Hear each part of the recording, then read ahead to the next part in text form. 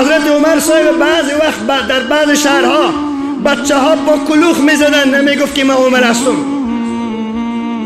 بچه ها لباس می کشیدن، نمی گفت من امیر المؤمنین هستم. یک روز یک اسکر آمد دویده خبر فتح مجاهدین میاره، سر اسب سوار است، بسیار هم تو با طمطراق خبر آورده دیگه. مسلمان ها پیروز شده و مردم. یک آدمی با کالاهای پینه دم ایستاد، گفت چه وقت پیدا شد؟ گفت دیروز. میخواست سوالی بعدی کنه، پس شو تیلک حضرت عمر صاحب. حضرت عمر دور مبارک افتی باز خیز کالایش میتکانه از خاک.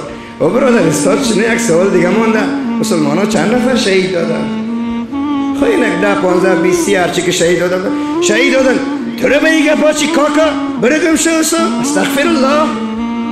باز عمر صدا میزنه، از دم به اسب میره و او اسبکی مبارک سوار است که میره. کجا میری کاکا؟ چرا ورخطاست؟ سوال مرا جواب بگو. من از امیر المؤمنین میرم، عمر فاروق. نمیگم من امیر هستم، نمیگم من ولی و پادشاه هستم،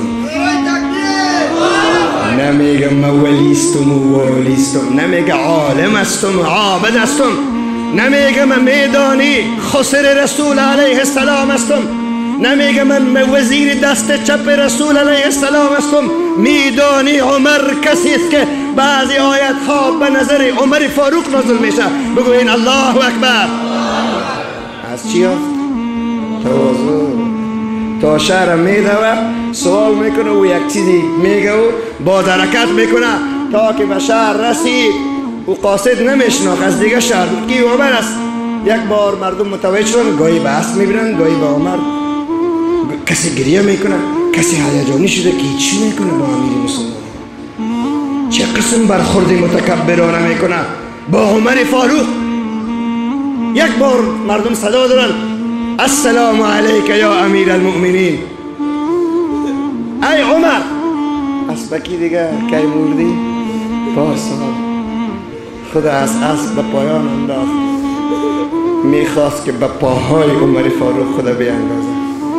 حضرت عمر در بغلش گرفت، دو بچه مرگ بنده خاکیست، هیچ تشویش نداشته، هیچ مشکلی نیست، هیچ ملامتگی نیست. پیام های تا به عمر رساندی؟ گفتم ما چرا نگفتی که تو عمر هستی؟ گفت من عمر هستم، نه امیر، من عمر هستم نه بادشاه.